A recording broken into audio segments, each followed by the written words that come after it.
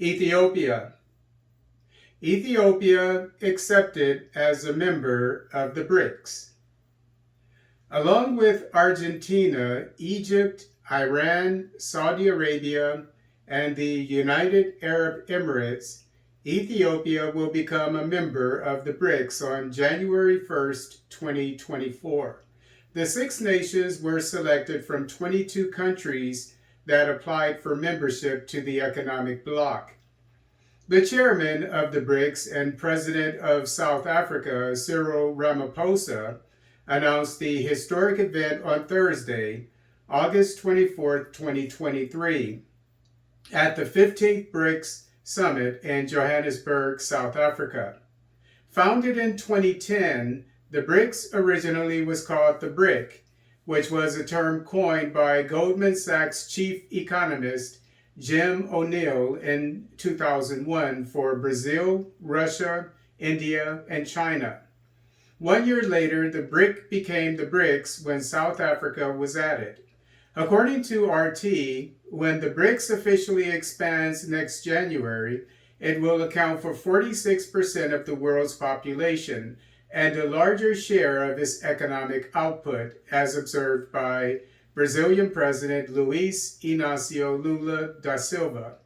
According to Reuters, UN Secretary General Antonio Guterres was in attendance on Thursday during the expansion announcement and agreed with BRICS nations that the Bretton Woods International Monetary Management System, headed by the IMF and the World Bank, must reform if it is to be relevant to developing countries going forward. He stated, quote, "For multilateral institutions to remain truly universal, they must reform to reflect today's power and economic realities," unquote. According to Sputnik, president of investment firm Netley Group, Michael Goddard, believes the expansion of the BRICS will mean the end of the petrodollar, which is the payment system for petroleum with US dollars throughout the world. This undoubtedly is because the expansion of the BRICS includes 6 of the top 10 oil-producing nations, to wit, Saudi Arabia, Russia, China, United Arab Emirates, Iran, and Brazil. In 2019, the BRICS proposed to establish a single payment system and cryptocurrency among member nations.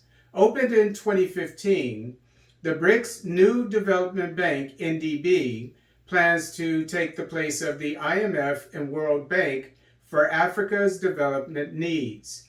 According to RT, former president of Brazil and current president of the NDB, Dilma Rousseff, observed that although foreign direct investment in Africa rose from 4.9% of the global total in 2010 to 8.8% in 2021, it, quote, "can and must rise much more," unquote.